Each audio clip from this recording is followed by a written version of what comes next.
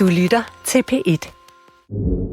Velkommen til Troldspejlet podcast nummer 9 i 2021, den første efter biografernes genåbning, men stadig med mange spændende oplevelser, hvis man med den nye frihed kan holde sig hjemme foran en skærm. Vi har både biograf- og streaminganmeldelser i dag, og spil og tegneserier. Så her i podcasten er alt i hvert fald nogenlunde som det plejer, så lad os lige høre det der tema med tak til Jerry Goldsmith.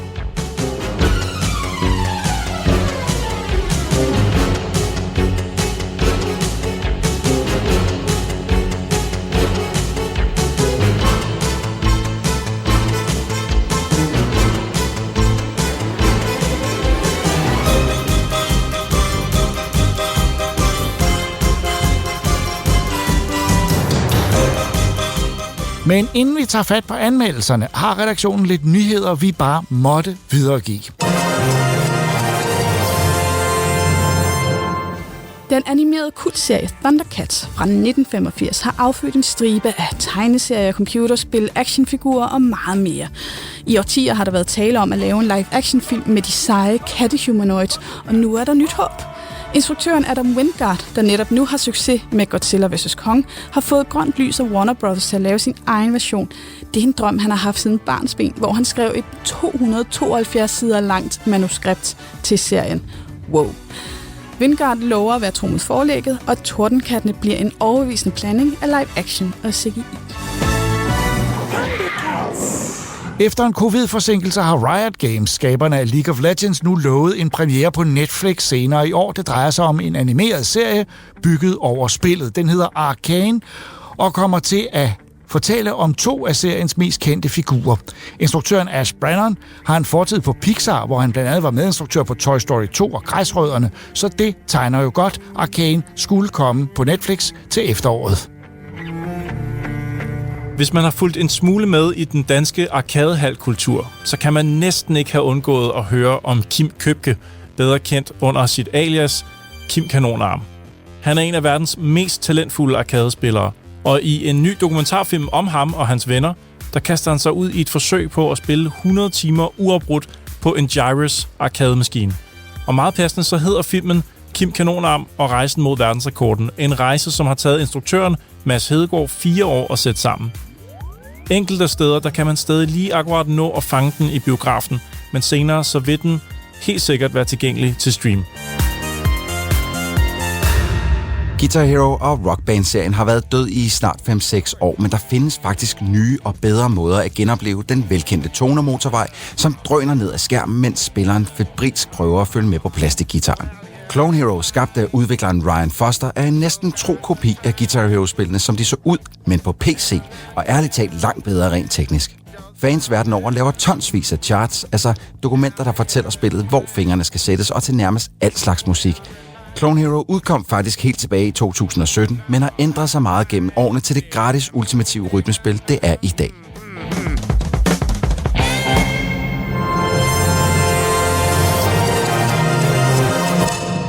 I 2267 har mennesket koloniseret en planet, der påvirker mændene, så deres tanker helt ufiltreret nu kan høres af alle.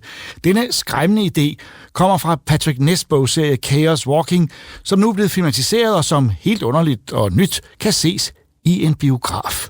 Det er instruktøren Doug Liman, der står bag filmudgaven. Blandt hans tidligere film er flere med sci-fi temaer, som for eksempel Jumper og Edge of Tomorrow. Ida og Regitze har set filmen Chaos Walking.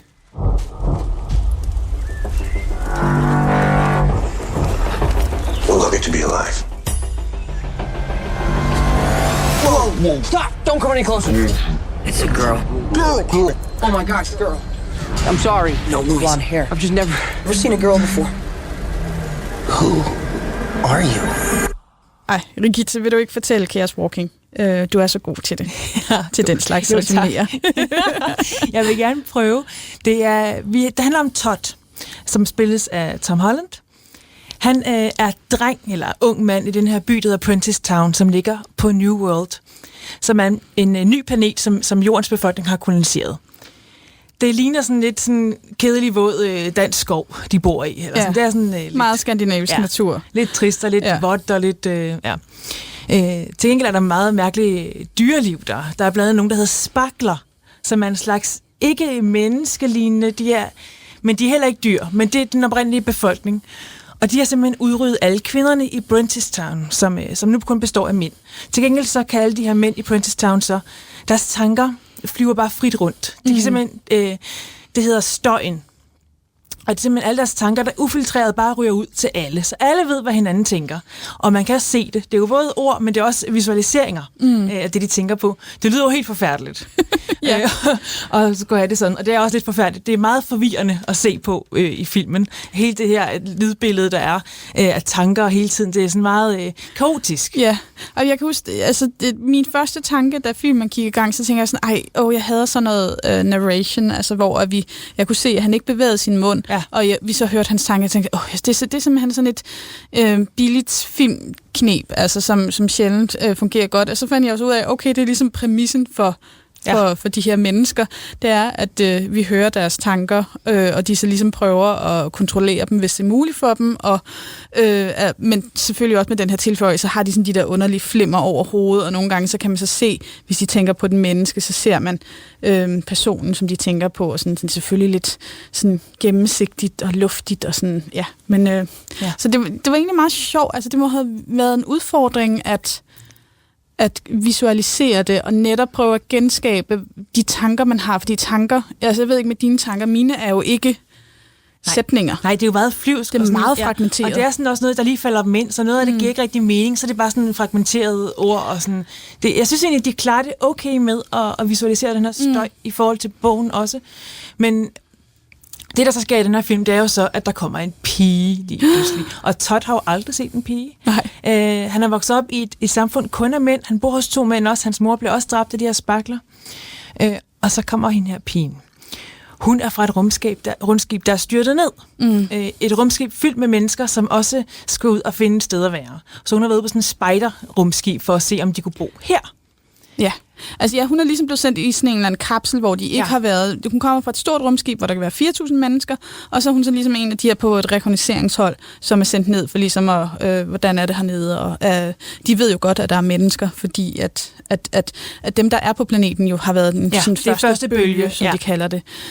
Og hun bliver jo så spillet af Daisy Ridley, som er den første gang, jeg ser hende uden for Star Wars-regi, mener jeg. Og det synes jeg egentlig, hun gør godt. Hun ligner jo ikke hende fra Star Wars. Hun har blondt hår her, og sådan faktisk, jeg blev lidt distraheret af hendes tøj, minder mig utrolig meget om Lilu fra Det 5. element, fordi hun har sådan nogle orange suspenders på, så det var sådan, tøjet er sådan lidt sådan futuristisk, sådan lidt plastikagtigt, selvfølgelig ikke sådan lige så skrigende farver, men også sådan lidt, noget af det er lidt weird. Ja. Så... Og den her byens borgmester, Prentisstown, han hedder så også Prentice, fordi det er hans by. Det æder med ham selvoptaget. Ja, det er det selvoptaget. Spillet af Mads Mikkelsen. Ja, jeg så jo det, jeg mente, at han havde hovedrollen i den her film. Det ved jeg ikke. Ej, det synes har han nok ikke. Det er nok lidt langt. Ja. Men han har faktisk en ret stor rolle. I forhold til bogen er den her borgmester slet ikke med. Næsten. Så de har virkelig skruet op for hans rolle i filmen. Så det er jo meget sejt. Ja, han er en af de store roller, det kan man godt sige. Han vil så gerne have fat i den her pige.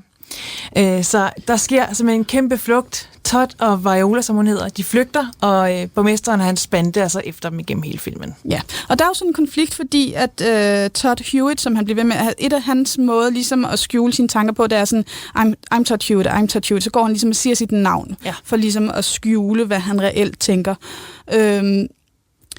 Han er jo egentlig ret stor fan af den her borgmester, og finder sig ligesom ud af, at så er han i konflikt, fordi blonde hair pretty, altså han synes, at hende der pigen er rigtig spændende, og han er meget sådan forelsket i hende, forestiller sig alt muligt at kysse hende, og sådan, hvilket han jo ikke kan styre. Altså, og det, jeg synes faktisk, det er meget sødt. Det var noget af det, som jeg godt kunne lide ved den der film, at sådan, den der sådan helt sådan umiddelbare begejstring for at se en pige, og de følelser, det vækker i ham, som jo er helt...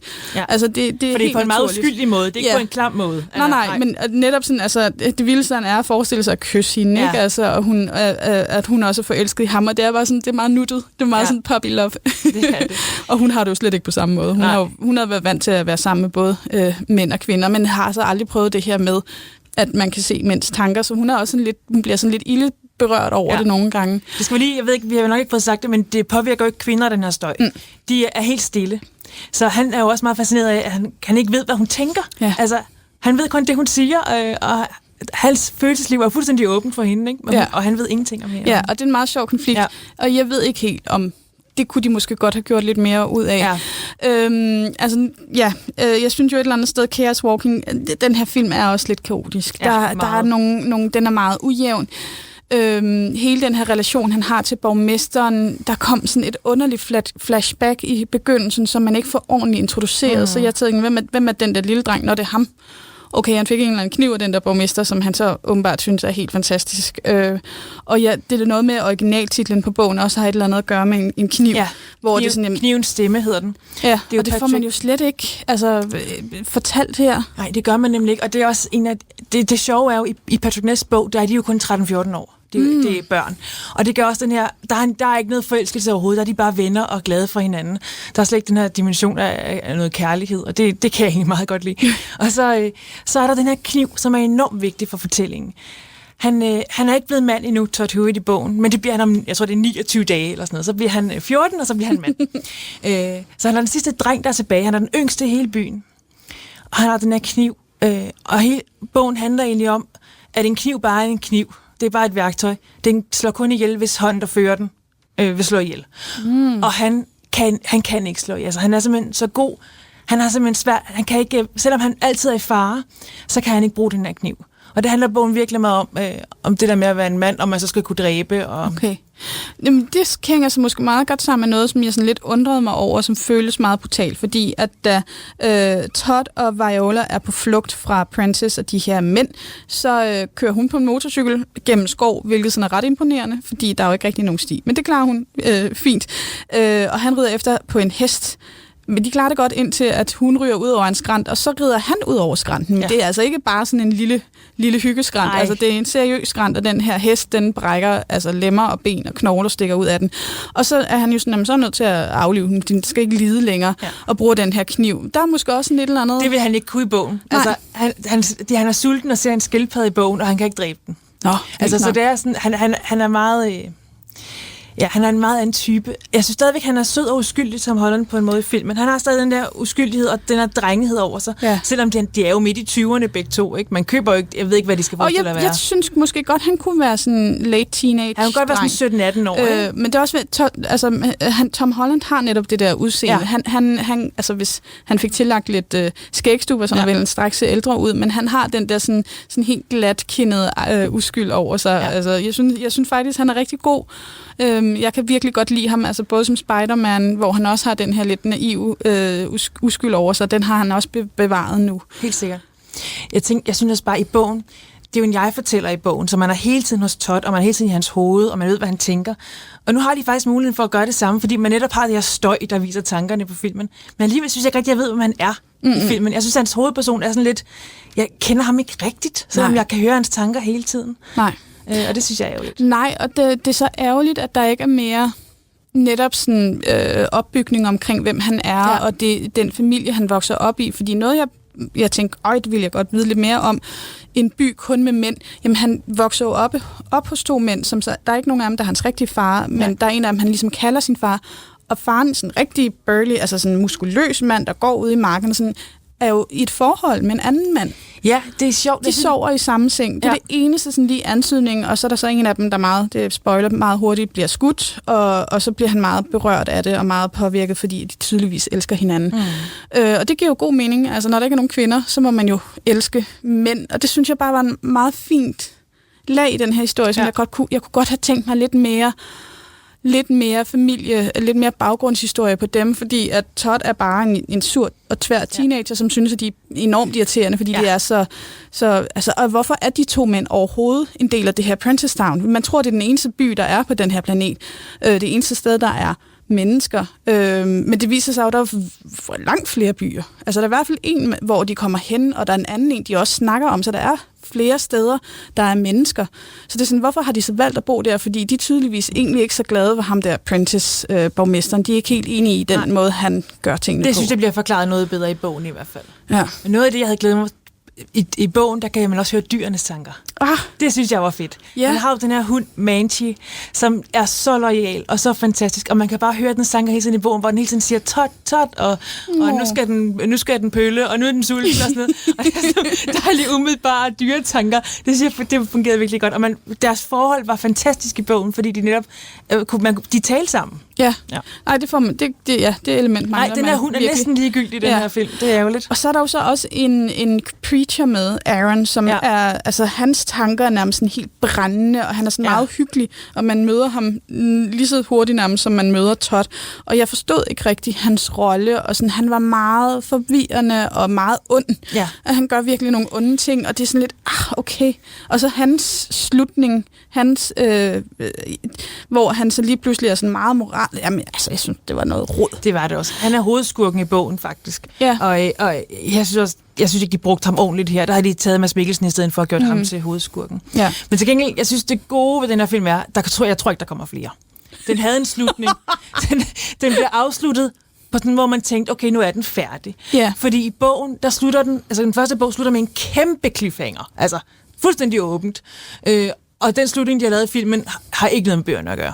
Så jeg tror virkelig, de har tænkt, okay, det her, det bliver ikke til mere. Vi slutter den. Og det er jo godt. Det jeg kunne også se inde på Wikipedia, at det er mange år siden, altså sådan et par årtier nærmest siden, man begyndte at snakke om at lave en filmatisering af den her bog, og der har været så mange manuskriptforfattere og instruktører. Jeg tror, det er siden 11 har den været i gang, ikke? Så et enkelt årti. Ja. Det er stadigvæk lang tid, at de har været i gang med at udvikle på den her, og det ligesom bare er gået lidt i stykker, og så igen, og sådan, så det er sådan lidt half-assed måske. Altså, jeg vil så sige, vi så den her til en pressevisning inde i Cinemax, og det var første gang, jeg var i biografen i, jeg ved ikke hvor mange måneder.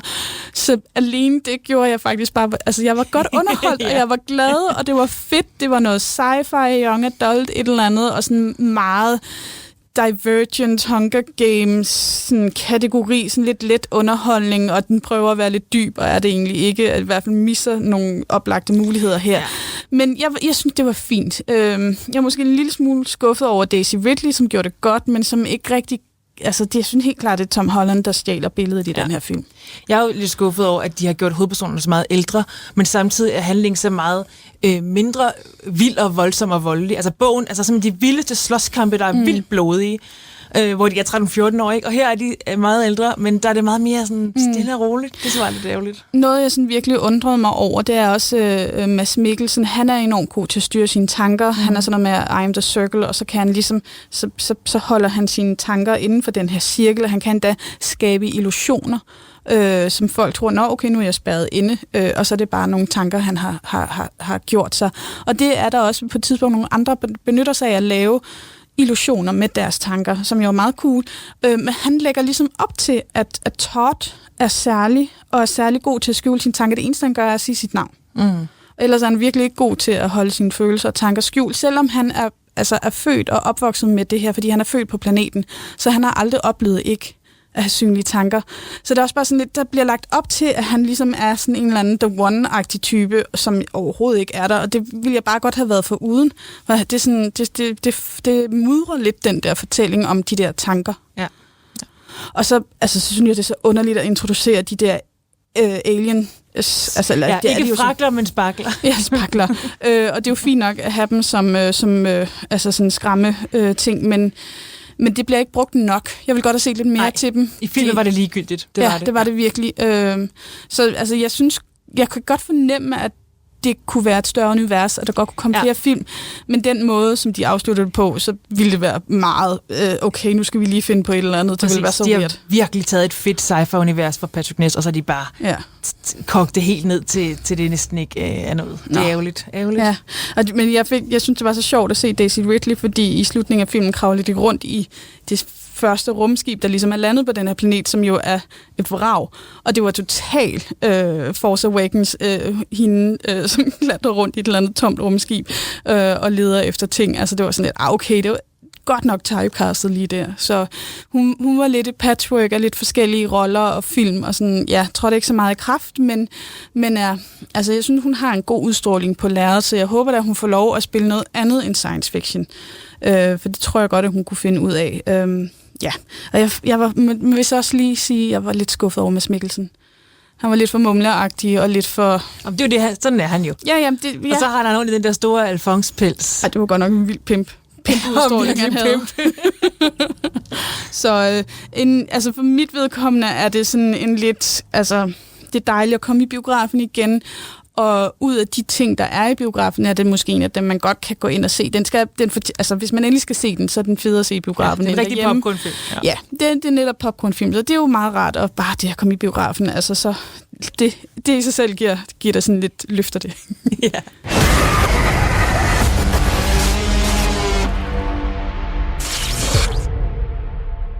I 2003 dukkede en ny superhelt op på det amerikanske tegneseriemarked. Man så ham første gang som bifigur i en anden serie året før, men nu fik han så sit eget hæfte med tegninger af Cory Walker og manuskript af Robert Kirkman, der samme år havde lanceret The Walking Dead. Superhelten hedder Invincible, og han fik mange fans som nød seriens voksne tilgang til superheltemyten. Heldigvis var der også folk med indflydelse i fanskaren, og det er nok en af grundene til, at vi nu, 18 år senere, har fået en animeret udgave. Come on. Knock it off, Todd. I think Amber's been pretty clear about how she feels. I'm nothing like my dad. I want to be just like you. I've fought to keep this planet safe. Your power's got to be due any day now, son.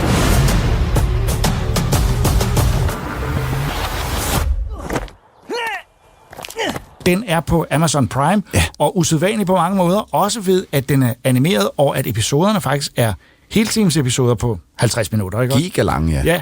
Ja, så Troels og mig har set den. Jeg har set 3-4 episoder, og vi skal nok ikke spoil for meget, for der sker meget undervejs. Det bliver svært, hva'? Det er nærmest hver episode, sker der. Men skal vi være enige om, at vi har... Altså, kæft, det har været underholdende. Jamen, det... Og også med masser af... hvad skal man kalde det, plot twist eller udvidelser til det, man ved om personerne. Helt vildt. Altså, lad mig starte med at sige, hvor er det dog dejligt forfriskende med en origin-historie for en superhelt, vi slet ikke kender. Fordi jeg er med træt af at se Batman origin-historie, Superman origin-historie og whatever. Og den her holder faktisk rigtig godt. Det kan vi jo godt sige, som det er. Det handler om en superhelt, som er ankommet til jorden fra en anden planet, og skal være planetens beskytter. Og så handler det slet ikke om ham, men om hans søn. Ja. Det handler om knægten her, Mark Grayson, som bliver spillet af Steven Yeun, som da han bliver 17... Altså ja, præcis. Så da han bliver 17, så lige pludselig får han de superkræfter, som hans far også har. Og så skal han ligesom finde ud af, hvad fanden gør man lige med dem, og hvad for et navn skal han have. Og det nærmest det sjoveste i hele episode 1, det er, at han finder ud af, så vil jeg hedde Invincible. Og alle han render i og siger, jeg hedder Invincible, og så er de alle sammen lidt, er det ikke lidt farligt? Ja, fordi tænk, du går i stykker. Vi møder jo faktisk en hel verden af superhelte. Ja, der er mange. Faren har en klar holdning til, at han er solo. Arbejdende. Han er ikke Omni-Man, han er også den stærkeste af alle. Ja, og han arbejder ikke sammen med de der grupper, som det er lidt svært for ham. Han synes, de har lidt underlige superkræfter. Og det er man jo ikke. Det er jo lidt forholdet mellem Superman og alle de andre. Ja. Og det er så nogle grupper af Justice League, hvor vi bliver involveret i nogle af dem. Der er en fisk, og en, der kan gå igennem vægge, og det er sådan en mærkelig samsur med... Og de er alle sammen lidt... De har en pendant i den virkelige superhelte. Altså, dem vi kalder de virkelige. Ja. DC-helte er der rigtig mange af, synes jeg. Er det en fantasihistorie der, Jacob? Det tror jeg ikke. Men det sjovt ved det er, at den virker utrolig realistisk, og så er den sindssygt klart fortalt. Altså, man kan godt nogle gange i sådan nogle historier miste tråden lidt, fordi man ikke er helt sikker på, hvem der er hvem. Som for eksempel i DC's animated feature films, som jo nogle gange er lidt dunkle. Det her, det er så skarpt fortalt, så godt fortalt, så godt klippet og instrueret. Jeg må indrømme, jeg er... Og vi kan jo ikke sige for meget om, hvad der så sker med ham, men det er rigtigt, hvad du siger. Han skal finde ud af at prøve at være stor high school-elev og superhelt. Ja, og han møder jo, for han skal være en del af en gruppe, eller han vil gerne være en del af en gruppe. For lad os bare lige, det kan vi godt sige, han er ikke skidegod til det der superhelteri lige her til at starte med. Han smadrer sgu nærmest mere, end han redder. Ja. Og så møder han nogle andre superhelte, nogle af dem skide søde, meget ansvarsbevidste, og så er der også Rex Sloan, som Jason Mantzoukas lægger stemme til, en af mine favoritkomikere i USA, som er det dummeste svin i hele serien, og jeg synes, han er giga sjov. Og jeg kan ikke finde ud af, hvad hans superheltekraft er, at han kan kaste med bomber. Det er sådan, nogle af dem har sådan nogle virkelig mærkelige superheltekræfter. Men nu du siger smadre, må man lige sige, at det her er så sindssygt blodigt. Ja, det er virkelig sindssygt. Når først det går i gang, fordi tegnemæssigt ligner det en hvilken som helst anden, dybest set Marvel DC-serie, med nogle figurer, der, altså alt er meget clean og lækkert tegnet. Ikke for mange tegninger heller per animation. Nej, det er meget... Og så pludselig begynder der at ske voldsmæssige ting, og der kommer et chok, at der minder sådan, hvor der bliver slået rigtig mange ihjel, og man har sådan den fornemmelse af, hvad var det ikke? Hvem er det, der nu er? Ups. Lad os bare sige afsnit 1. Hvis man tænker, 50 minutter er langt, jeg slukker ved 45 minutter. Det var min første indskydelse. Jamen, jeg synes, det var for langt.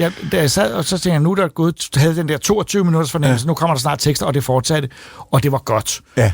Men det var der også det blodige begyndte, og pludselig lægger den en stil an, så man tænker, hold da op, tænk hvis nogle børn får fat i den her. Tænk hvis der havde været Troldspejlet i gamle dage. Det er ligesom når mormøderne tager ind og ser Deadpool med deres små børnebørn, ikke? Fordi de siger, det er sådan en hyggelig superheltefilm.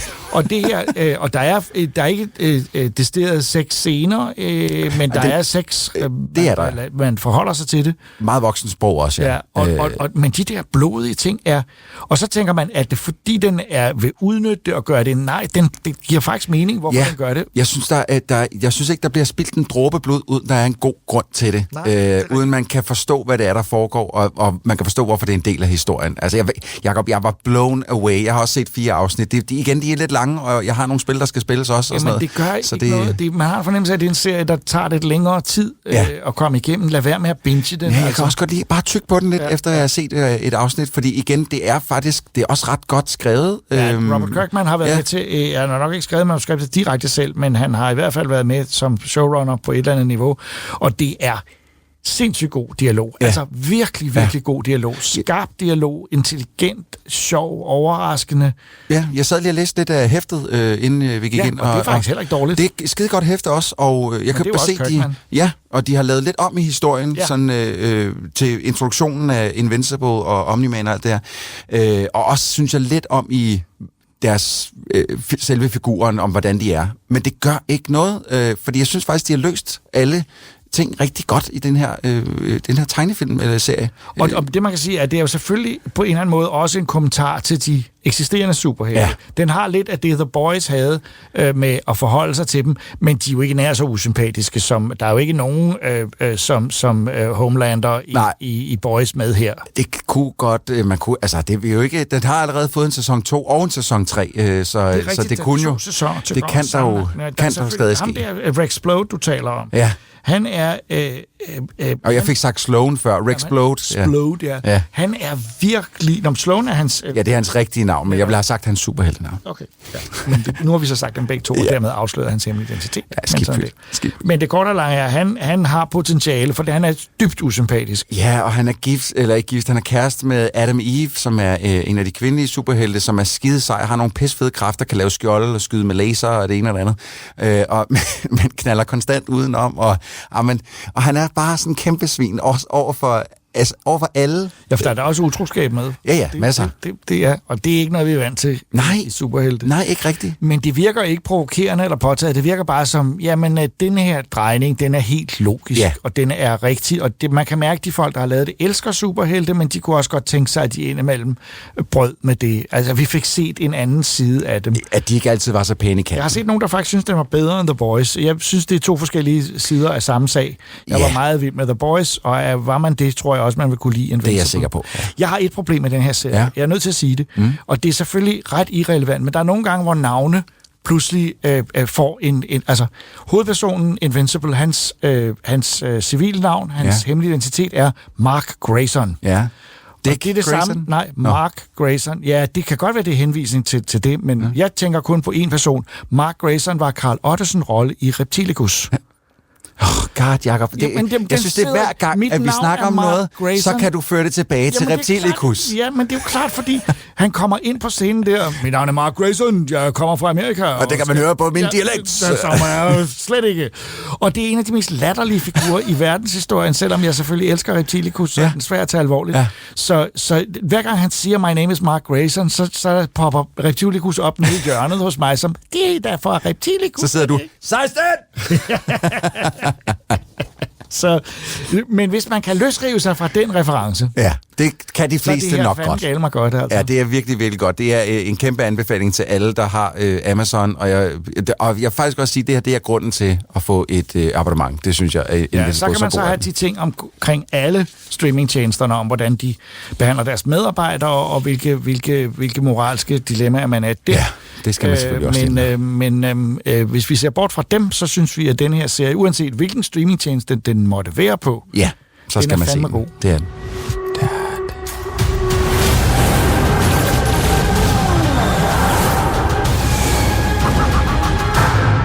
I 70'erne og 80'erne væltede det ud med nye tegneseriealbum på det danske marked, og mange forlag prøvede forskellige serier i jagten på en succes. Den italienske westernserie Ken Parker udkom således i 3 album fra 1979 til 83 på 2 forskellige forlag, men den fængede ikke læserne og forsvandt igen.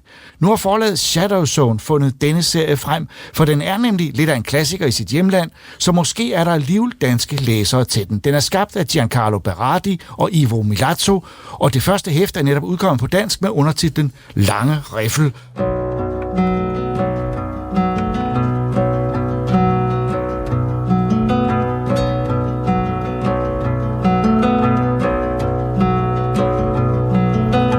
Step in front of a runaway train. Den har Ida og jeg læst, og det er jo, hvad skal man sige, meget traditionelt. Det må man sige. Det er jo, altså Ken Parker er jo sådan en storvildtjæger af en art. Han er en, der holder til i noget Nordamerika, i nogle bjerge, og kan finde ud af at begå sig, kan læse naturen og forstå sig på alt muligt. Sådan rigtig sådan, han er sådan en Davy Crockett-type, ikke? Altså i blødt skintøj og med en vaskebjørnskindshue på hovedet. Så meget klassisk på den måde, og ja, der er nogle soldater, og der er nogle indianere, og masser af ballade. Og den er en del af Shadow Zones, det lille forlags forsøg på at lave tegneserier, der skal udkomme sådan fast, så man ikke ser det mere som hæfter end som album. Så det er altså meningen, man i sidste ende skal have dem alle sammen stående, og der er rigtig mange, der er 87 historier i alt. Den er udkommet i masser af år med Ken Parker her. Og der er jo noget ved ham. Han er jo sådan en rå vildmarkstype, men han er også meget retfærdig, og han er ikke så voldelig. Han kan faktisk ikke rigtig lide at skyde folk. Det er en mærkelig cowboy, og det er han vel egentlig heller ikke rigtig, men vi er i det vilde vesten. Altså, han får skudt en del, men det er netop sådan det der, at han gør det kun, når det er strengt nødvendigt. Ja. Der skulle være et citat fra ham et sted, ikke i denne her album, men generelt, hvor han siger, at jeg kan ikke lide at skyde folk, heller ikke, når det er nødvendigt. Og det er jo sjældent. Så han er lidt en moderne cowboy set med, hvad skal man sige, dengang i 60'erne og 70'erne. Han ligner lidt Robert Redford, er der nogen, der mener.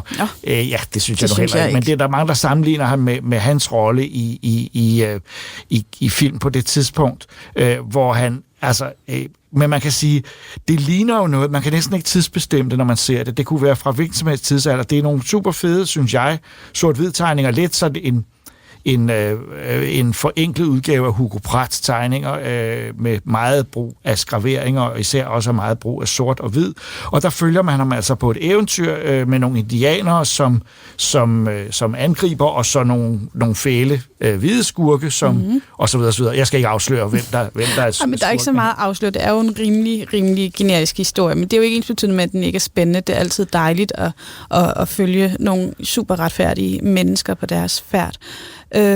Nu er du også inde på de der tegninger. Jeg kunne meget godt lide sådan det der med, at nogle steder er den meget detaljeret, når vi er tæt på ansigter og ser furer i ansigtet og skægstubber og den slags. Og så er der også, når det er lidt længere væk, så bliver det lige pludselig sådan helt sådan, ikke udpladret, men sådan langt mindre detaljeret. Det er egentlig en meget god effekt. Det er en vildt god stemning, det skaber i hvert fald, synes jeg. Og jeg synes, det er jo ikke tegninger, der ligesom er originale på nogen måde, men de er meget let afkodelige, og jeg får sådan en stemning af. Jeg kan ikke rigtig finde ud af, om jeg bare er glad for at være i det her miljø, og i en tegneserie, der minder om noget, jeg læste som barn, eller om det rent faktisk er rigtig godt. Det kan jeg ikke rigtig bestemme. For mig er der meget nostalgi over at se en gammel italiensk serie. Jeg kan faktisk ikke huske da de udkom, fordi der udkom så meget i den periode på dansk, at man nemt overså noget. Men det gjorde de altså, og jeg synes, det er godt, at den er kommet frem igen, men jeg tror også, det er sådan en, hvor man siger, hvis ikke man får læst 5, 6, 7 historier, så når man ikke at leve sig ind i det, for den har ikke den der albumkvalitet, det er mere et fortsat forløb og en helt, man bare skal lære bedre at kende. Men han er jo altså lidt en antihelt, fordi han har ikke John Waynes holdning til at ordne skurkene kontant og råt. Han er lidt følsom, så han er nok også meget et produkt af sin tid der tilbage i 70'erne, hvor helte helt skulle være en lille smule tøvende.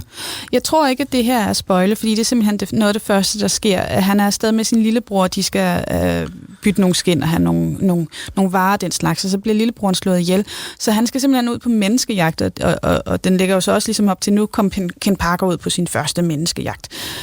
Så det er derfor, han faktisk melder sig til de her soldater, han falder over, som slås mod indianere, fordi at han ved, at dem, der har slået hans lillebror ihjel, er blandt de her soldater. Og det er jo, men det går meget hurtigt. Jeg synes, at... Ja, det dvæler ikke ved det, den fortæller. Der er mange ting, den ligesom japper henover, hvor det vil jeg da godt lide.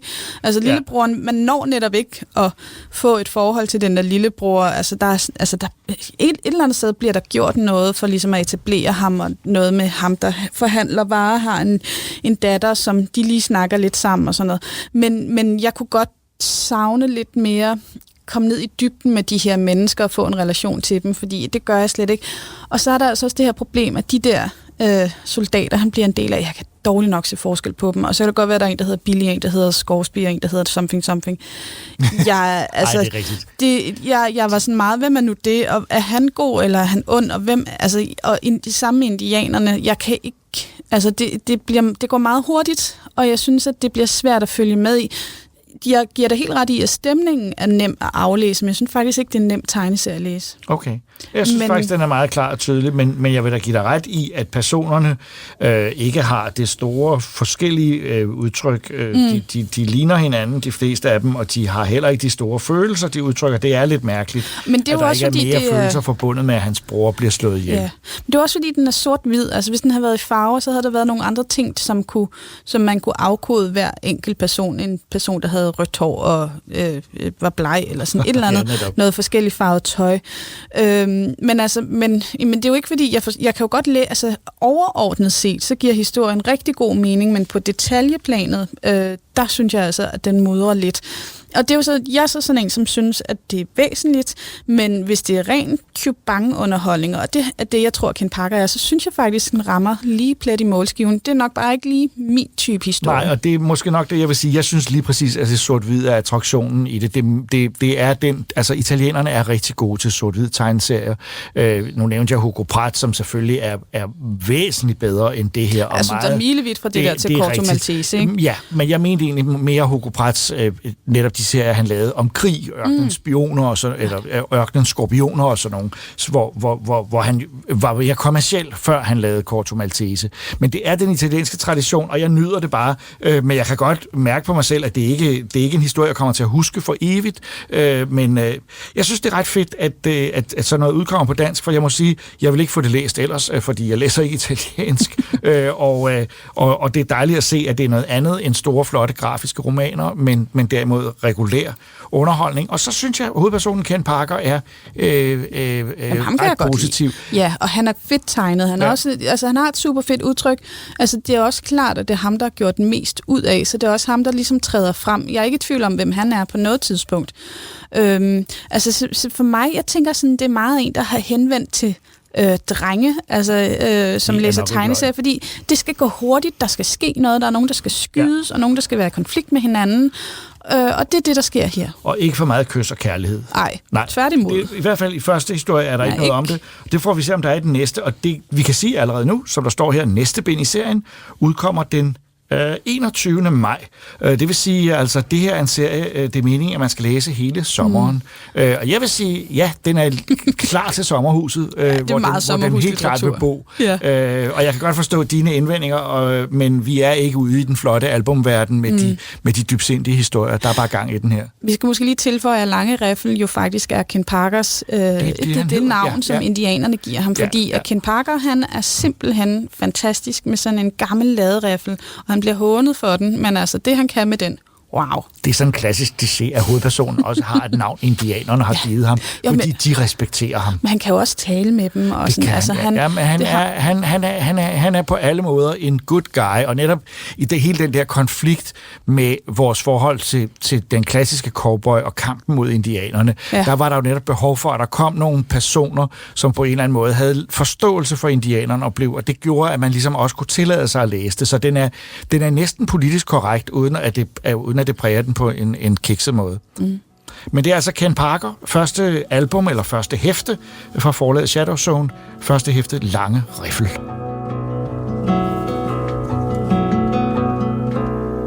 Der er mange forskellige computerspilgenre, men nogle er mere udbredte end andre. En af de mere smalle er den, der til tider går under navnet Photography Game, som defineres som spil, hvor konsollen eller computerens kamerafunktion inddrages i spilmekanikken. Der er ikke så mange eksempler på denne genre, men et af de bedst kendte er netop kommet i en ny version til Nintendo Switch, Pokémon Snap, og der Christoffer af en eller anden grund kastet sig over. A flock of driftblimms soar against the stunning backdrop of the Maricopia Reef. Look closely, and you can spot a driftblim in the group holding a clam pearl. They appear to be getting along famously and enjoying a flight through the skies. Oh, what's this? Driftblim returned Clam Pearl to its friends. That Driftblim seems to be a gentle Pokémon. Christoffer. Så er vi her igen. Ja. Nu har du igen sat dig ned med et eller andet Switch-spil, som jeg i hvert fald sidder og ryster lidt på hovedet af. Jeg tænker, hvad? Det er Pokémon Snap. New Pokémon Snap. Ja, præcis. Et spil, der går ud på, at man sidder i en langsom rutsjebane, lidt ligesom So Small World After All i Disneyland. Og så skal man tage nogle billeder. Mm-hmm. Ja, jamen det er den flyvende kuffert inden for Pokémon, det her. Yes. Et safari-spil, hvor du langsomt driver igennem landskaber og tager billeder af Pokémoner. Ja. Og det er alt, hvad man gør i det her spil. Det er hele spillet. Så der kommer ikke noget element ind, hvor man skal kæmpe med Pokémonerne? Nej. Men altså, du kommer til at kaste med nogle ting, der sådan kan lokke Pokémonerne, og du kan scanne områderne og tage billeder. Og altså, subtitlen på Pokémon er jo Gotta Catch 'em All. Hvor mange fanger man i det her? Mig bekendt fanger man ikke nogen. Okay. Altså ikke andet end på kamera. Du fanger dem på kamera. Man tager deres sjæl. Ja, så kan man godt sige det. Ja, okay. Så det er et spil, der gælder om at sidde stille i en bil, og så tage nogle billeder af nogle Pokémon. Ja, men jeg kan godt mærke på dig, at du er ikke helt tilfreds. Men jeg synes alligevel lidt, at det er i Pokémon-ånden, fordi at Gotta Catch 'em All er jo også sådan, ligesom, det ligger mellem linjerne, at du skal ligesom opleve dem alle. Det er det, spillet går ud på. Man skal tage dem ind. Du formår at få fyldt de der Pokédex, sådan, så du ligesom har set dem alle, du har fundet dem alle. Ja, det er jo sjovt nok, så er Pokéfotodex, det her. Ja, jo, selvfølgelig. Men jeg synes ikke, det er helt off, og jeg synes, det er ret hyggeligt. Og jeg ved godt, at det nogle gange kan være nærmest frustrerende langsomt, det her spil. Men jeg synes også, det er rart som et afbræk i forhold til... Det minder jo ikke om andre spil på nogen måde. Det kan jeg ikke komme i tanke om. Inden vi lige sådan går ned i the nitty-gritty af, hvad det er, så vi har bare lige et enkelt spørgsmål. Som en far til 3 børn til en far til 1 barn. Ja. Hvor ens tid, du ved, altså, det man, når alle er gået i seng om aftenen, men nu har man noget tid til lige at sidde og bruge på noget underholdning. Ja. Så er det her, du sådan tænker på at anbefale til folk at sætte på? Jeg synes, at du skal bruge det mere som sådan en afbræk, hvis du har en meget, meget heftig dag, og du lige skal koble af. Okay. Men du har ret i, at hvis det er sådan et spil, hvor du har kun lige et kvarter til at spille, og så er det her, du sætter tid af til, så er det måske ikke det rette spil. Også fordi det går så langsomt. Det er vanvittigt, Christoffer. Bare du spiller en bane, det er at sidde igennem den i realtid, ligesom hvis du sidder i en safari-bil og kører langsomt igennem en bane. Ja. Du kan ikke styre den. Det er Jurassic Park The Ride fra filmen Jurassic Park, men uden de farlige monstre. Ja, det kan man godt sige. Ja. Og så efter det, så er der nogen, der skal se på de fotos, du har taget af Pokémoner og give dig nogle point. Ja. Og det tager altså også lang tid at sidde igennem hver gang. Og ikke bare, at det tager lang tid. Der er så mange knaptryk. Ja. Det continue, videre. Og man kan blive ved med at trykke, og sådan, nu kommer der en ny score. Og hvis man så... Altså, fordi det er jo ikke bare 2-3 Pokémons, man tager billeder af Pokémon Snap i en enkelt run-through af en bane der. Det er jo snilt 15-16 stykker. Ja. Og alle de billeder, ikke nok med først, når man kommer tilbage fra en tur, okay, nu går vi det lige slavisk igennem, det bliver vi nødt til. Når man har taget billeder, når man er ude på en tur og taget billeder, så kommer man tilbage, så får du at vide, at du har taget 37 billeder af 14 forskellige Pokémons. Yes. Godt. Så åbner den en masse mapper op, hvor der så står, hvad det er for nogle...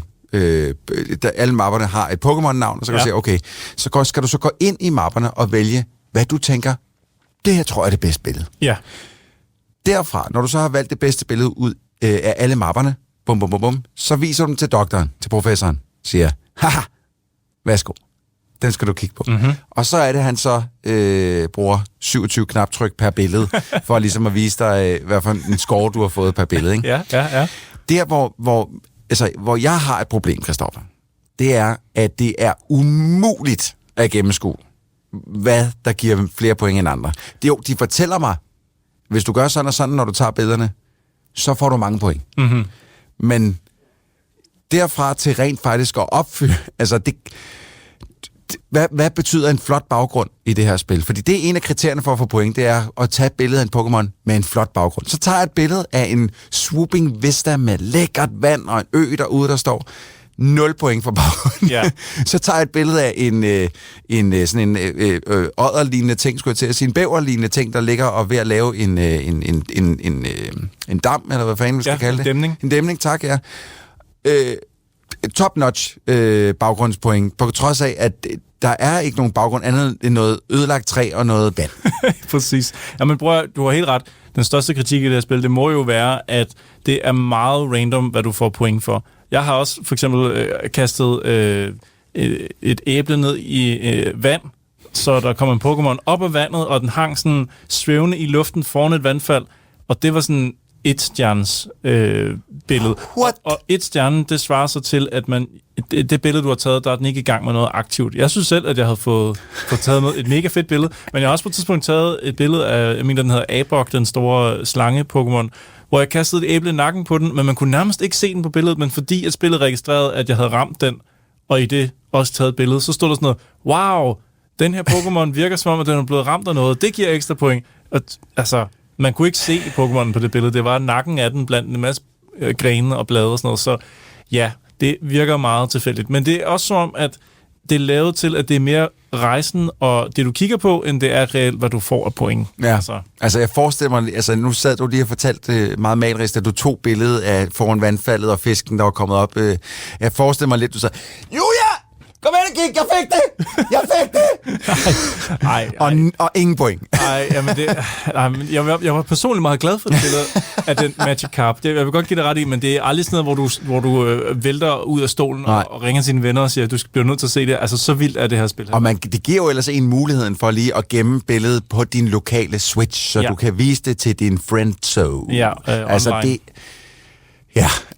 Prøv at, jeg spillede det i...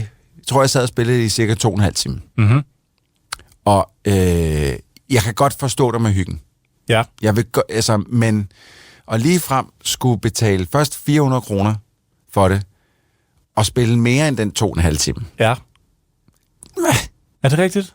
Okay. Du får svært ved at overbevise mig. Men jeg vil sige det sådan, hvis man har spillet det gamle, det første, som er 20 år gammelt efterhånden, eller mere, til Nintendo 64, og man så tænker, kan vide, om det er ret meget det samme, så ja, det er det.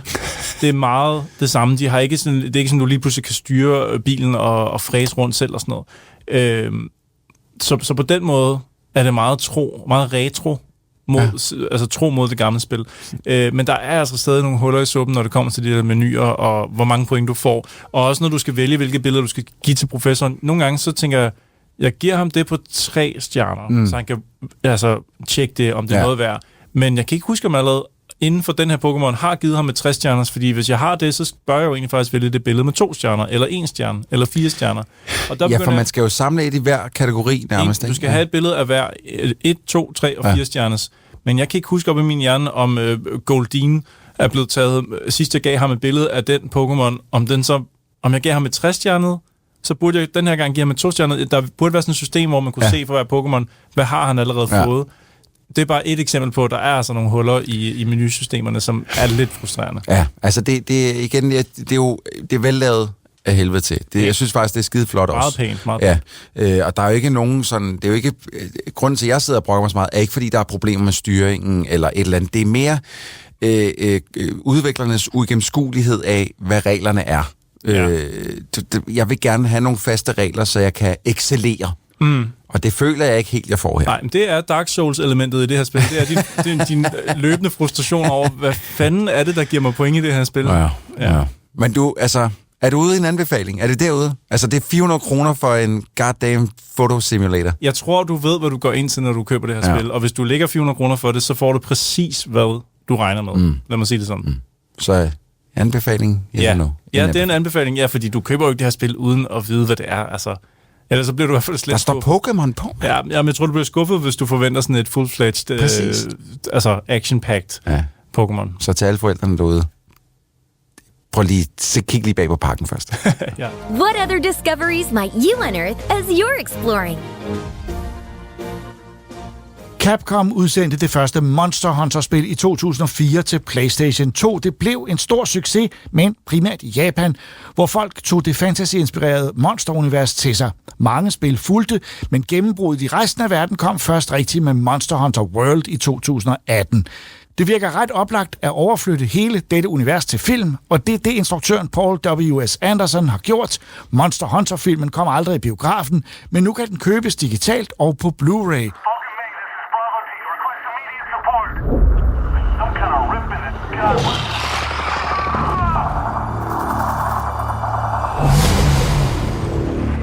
Captain, do you have any idea what those markers are? They look pretty ancient. The tracks end here. It's definitely Bravo team. They don't just disappear.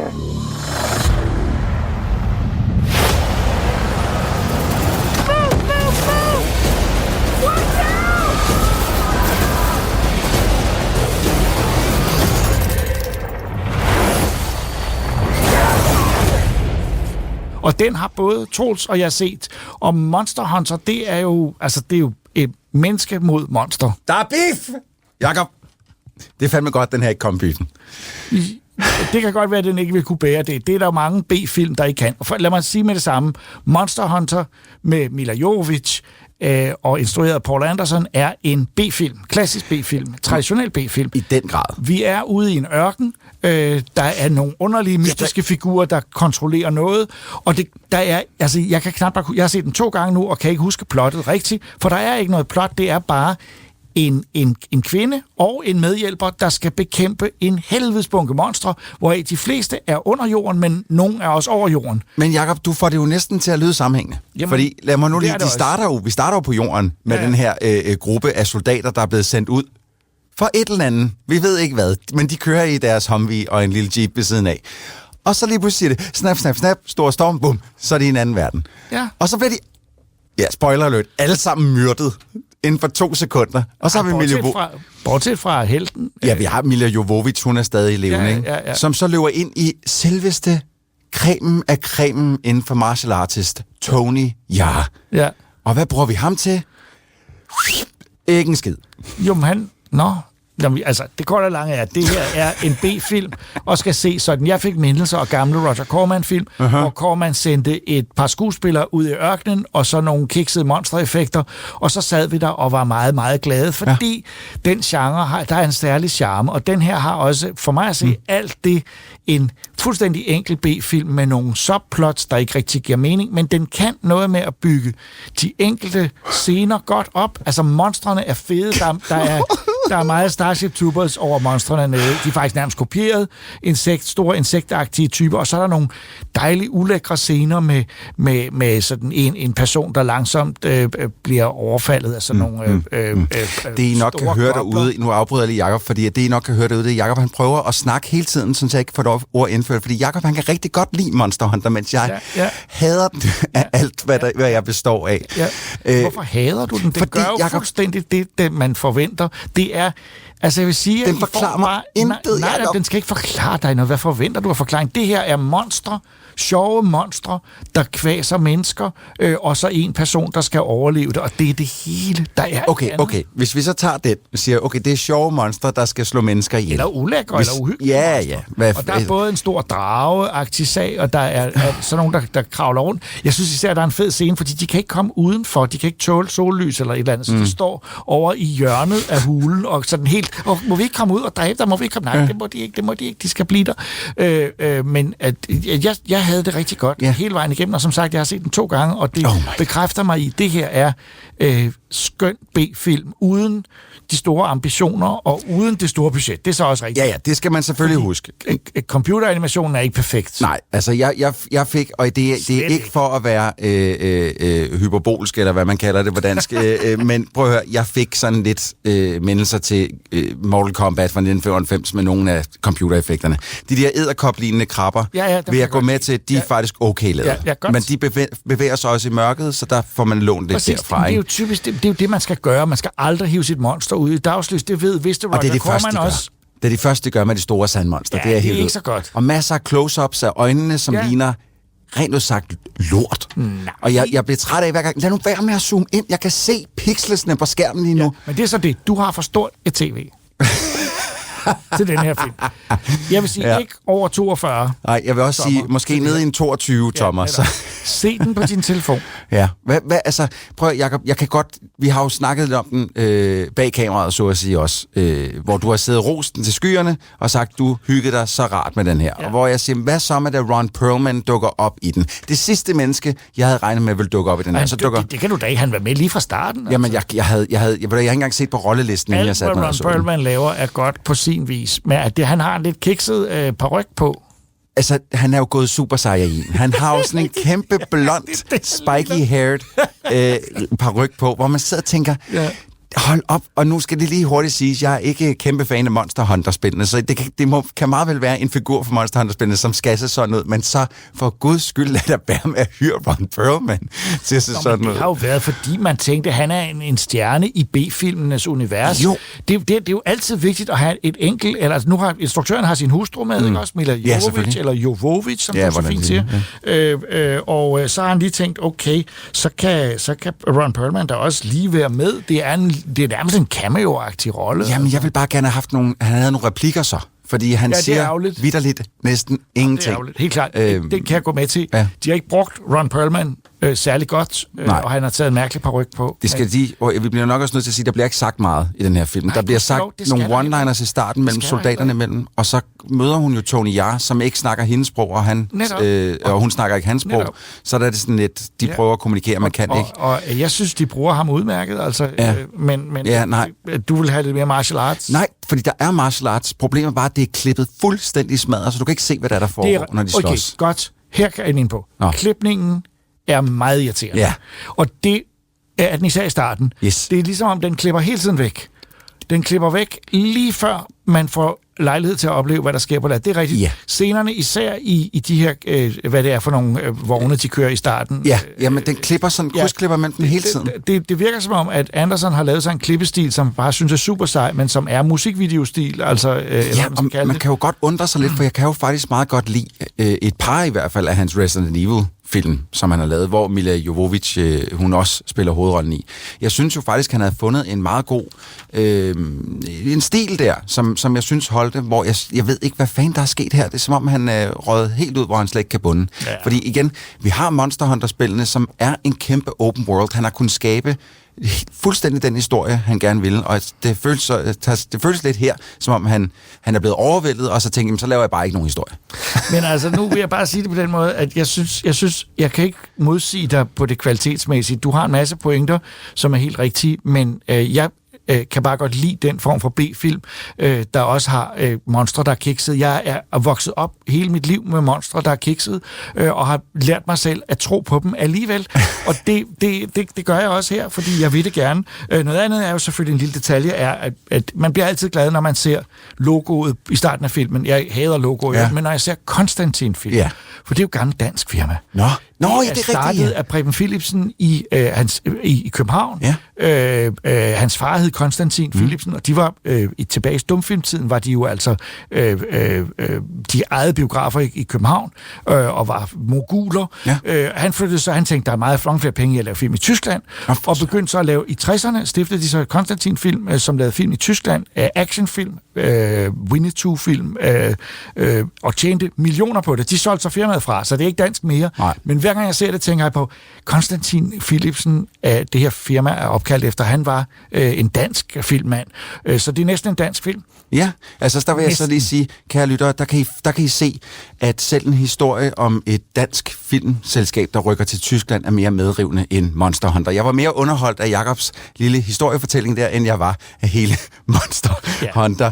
Og så, jeg kan bare sige det på den måde, at når man så samtidig siger, at Toho fra Japan også er med, så ved man, at det her er noget. Ja. Sony vil ikke rigtig vedkende sig, at det er af deres film, fordi bliver det labelen Screen Gems, som er Columbias gamle tv-selskabslabel. Ja. Men det korte og lange er, at man skal være i særlig mood, man skal være i B-films mood, og det var jeg, og jeg havde det godt 2 gange, og Troels har ikke respekt for mig mere. Intet, altså det bare det, du har set den 2 gange, Jacob, det er som om, der flyver edderkopper ud af mit hoved og krasser mig over det hele på kroppen. Jeg kan slet ikke forstå det, at du har kunnet se den en gang til. Jeg håber, at I på nogen måde at I kan beslutte det selv ud fra den her meget modstridende anmeldelse. Vil du tilføje noget om spillet? Der er kommet et nyt for nylig. Ja, der kom jo Monster Hunter Rise til Nintendo Switch, som på alle måder er en meget bedre oplevelse end filmen. Fordi Monster Hunter-spillene kan godt være en lille smule lang i spyttet. Jeg har aldrig været den store fan, men jeg synes faktisk, at de har formået at strømligne den her Switch-udgivelse. Ja. Alt går lidt hurtigere, kampsystemet er lidt mere snappy, så man ikke skal sidde og vente for lang tid på at få lov til at gøre noget. Så faktisk en rimelig stor anbefaling til Monster Hunter Rise på Nintendo Switch. Monster Hunter Rise til Switch. Hvad kan du forklare, hvorfor den serie har været så populær i Japan, og ikke er populær i resten af verden rigtig? Altså, den er jo... Med Monster Hunter World, der fik det ligesom udvidet det til resten af verden, ikke? Og ikke kun de der nørder med positivt foretegn, der sad og importerede spil fra Japan. Ikke? Ja. Men jeg kan ikke rigtig finde ud af det, fordi det tiltaler ikke mig. Jeg synes, menuerne er forfærdelige på utrolig mange måder, og historiefortællingen lang i spyttet, som jeg også startede med at sige. Så jeg ved faktisk ikke, hvorfor det pludselig er blevet en kæmpe succes. Jeg har ikke kunnet forstå, hvad det var, der var sjovt. Jeg kan ikke forstå, hvorfor det er sjovt at gå ud og slå på en dinosaur. De er jo søde. Dem vil vi jo gerne redde. Men det skal man altså... Hvis det er den eller dig? Jamen tit, så synes jeg, det er sådan nogle store søde dinosaurer. Sådan nogle Stegosaurus lige nu. Dem vil jeg jo helst ikke skade. Men igen, Monster Hunter Rise synes jeg faktisk er et helt udmærket spil. Og hvis man er fan af genren i forvejen og serien, så tror jeg klart, det er noget, man skal eje. Så hvis man er vild med filmen, så vil man også spille spillet? Sorry. Hvorom alting er, at du anbefaler ikke filmen, men du anbefaler spillet, og jeg anbefaler filmen, og det... Altså dermed total forvirring. Men der har jo udover Monster Hunter også været premiere på en anden monsterfilm. Den kom kun i meget få biografer, for der er jo stor konflikt mellem biograferne og filmselskaberne, så vi måtte snige os ud i Albertslund Bio, som var en af de 6, der viste den. Og dermed mener jeg selvfølgelig en lille sag, som hedder Godzilla vs. Ikke King Kong, den hedder Godzilla vs. Kong. It's Godzilla.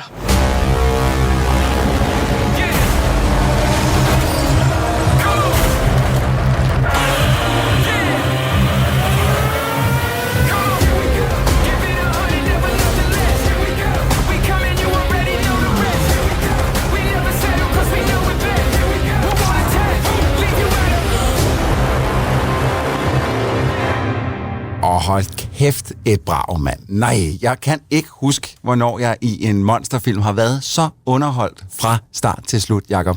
Det var historien til side, fordi den har været dårlig, synes jeg, i alle de der nyere monsterfilm der. Men kampene og designede monstrene, jeg var helt på fra første sekund til slut. Og det kan jeg se på dig. Du er helt enig med mig. Så tak for i dag. Så slutter vi af her. Og så, Jeg er desværre nødt til at lige komme ind med en bemærkning. Jeg vil sige, at sådan en film, det essentielle er kampene mellem, og det er jo Godzilla, der er op imod King Kong, og det er også, kan vi vel godt tillade sig at spoile... nej, det synes jeg ikke, vi skal. Okay, jeg synes ikke, vi skal spoile, at der er et monster mere. Ja, det synes jeg ikke, vi skal spoile. Okay. Fordi det var på et tidspunkt, hvor jeg sad sådan her, what? Ja, er du sindssyg, mand. Den skal ses på det store lærred. Det er så lidt svært, og jeg må sige, jeg havde det umiddelbart, altså jeg havde to følelser. Jeg havde lidt dårligt over at gå ind og se den i biografen. Ikke fordi jeg vil gerne støtte de små biografer, den holder jeg meget af. Men jeg ved også lidt om, og der har været lidt ude om, hvordan det kampen mellem filmselskaberne, som virkelig presser biograferne til, også økonomisk, sådan så film, der virkelig kunne hive mange mennesker ind i biografen, og biograferne meget, meget nødtvunget, de store kæder, sagt, dem vil vi ikke have, fordi de betingelser, I giver os dem på, er simpelthen for dårlige, så vi bliver, hvis vi går med til det, så bliver vi kvæst. Og der foregår en kamp mellem Warner, som har den her film, og Disney, som jo kommer med Scarlett Johansson i Black Widow. Præcis, som også nu er meddelt, at den ikke kommer i biograferne, fordi de ikke vil vise den, fordi den kommer på streaming umiddelbart efter. Og der er altså der er en kamp her, som ikke bare er mellem streaming og biografer, som også er mellem de selskaber, som ejer filmene kontra biograferne. Ja, det er måske meget vigtigt at sige, at i den sammenhæng, så det er altså ikke, man kan godt få den opfattelse, at det er biograferne, der er the bad guys. Ja, hvorfor men vil de ikke bare vise dem? Kom nu, men det er det altså langt fra. Det skal jeg lige huske at sige. Der foregår noget bag kulisserne, og vi kan ikke rigtig se, hvad det er, for de fleste er svoret til tavshed, men fordi det er forhandlinger, der er i gang.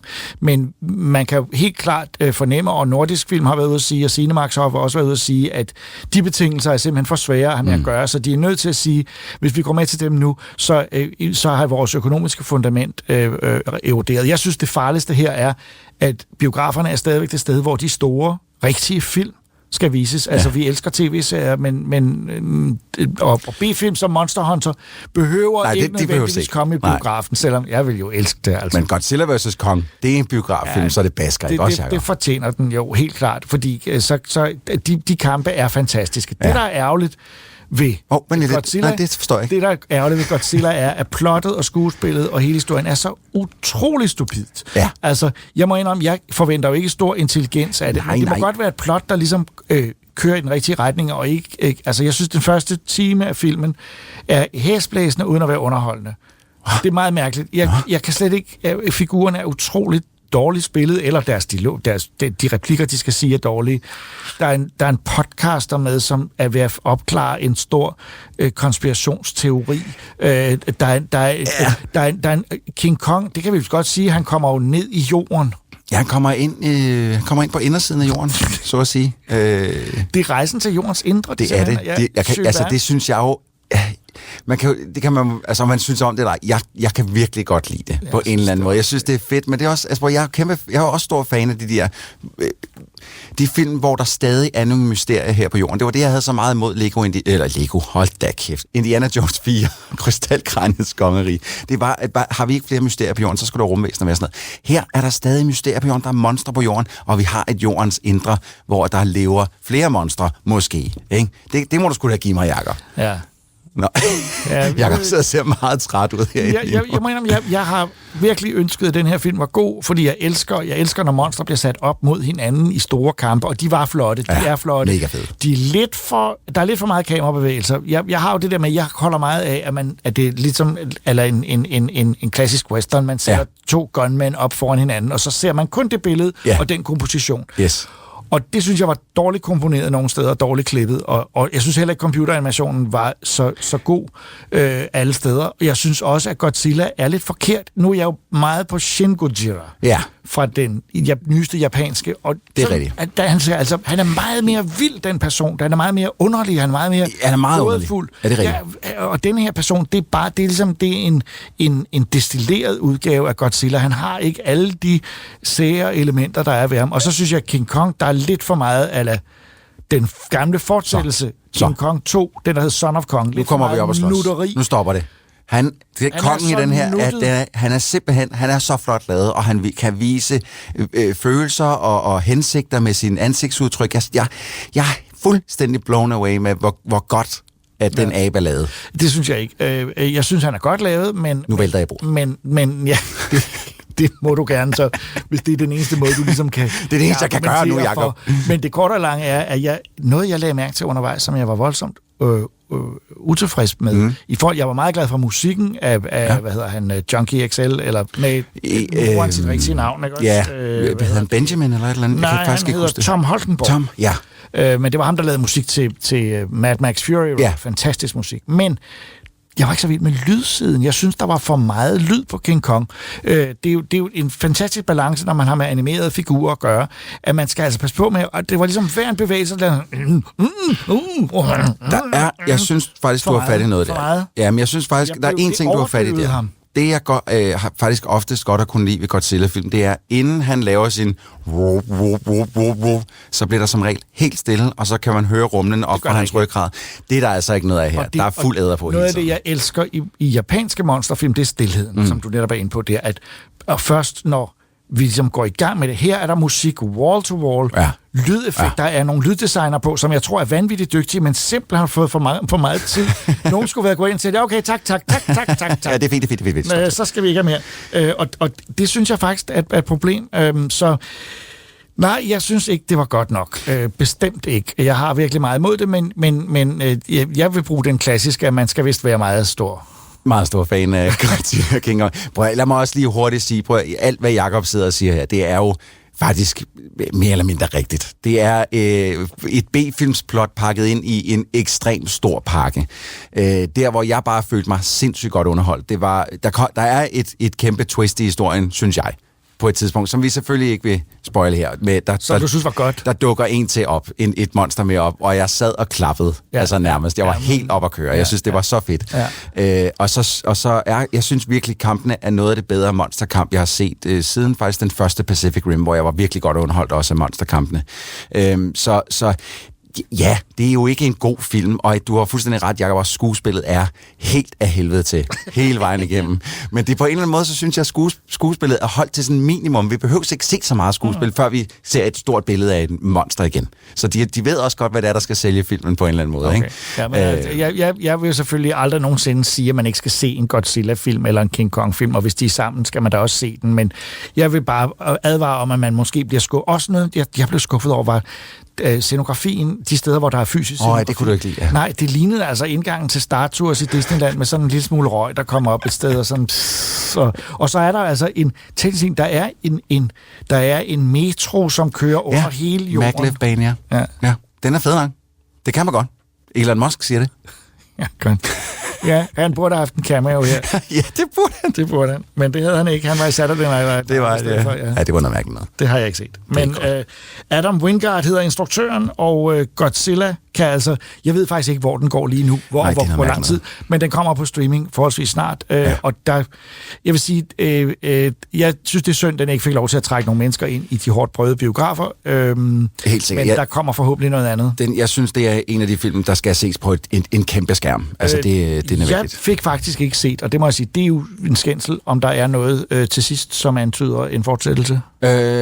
Det er der ikke rigtigt, nej. Der er noget, men jeg synes ikke, det var noget, der antydede en fortsættelse, hvis jeg lige husker rigtigt. Men de har vel tænkt sig, at der skal ske noget mere? Ja, må ikke. Altså, vi må selvfølgelig ikke sige slutningen. Det er jo ikke kun, man ser jo faktisk, der er flere monstre, der bliver nævnt, end det monster, vi ikke har nævnt. Ja. Så der er potentiale. Ja, de bliver ved. Ja, de spytter dem ud nu. Det gør de nok. Jamen, håber I... Det var monsterafsnittet for den her. Så heller ikke her kunne få nogen form for vejledning fra Troldspejlet podcast. Der må I kigge et andet sted hen, men forhåbentlig har I fået nogle oplysninger, der kan bruge til selv at tage stilling til, om I skal se Monster Hunter. Nej, det skal I ikke.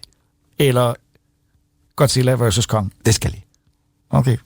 Lyt til mig. Stol på dig. Nej, du...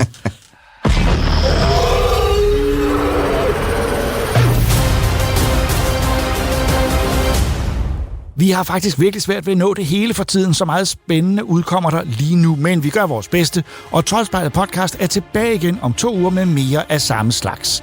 I studiet var jeg, Jakob Stegelmann, Christoffer Andersen, Ida Rud, Regitze Heiberg og Troels Møller, der også klippede programmet. Tak fordi I lyttede med, og på genhør om 14 dage.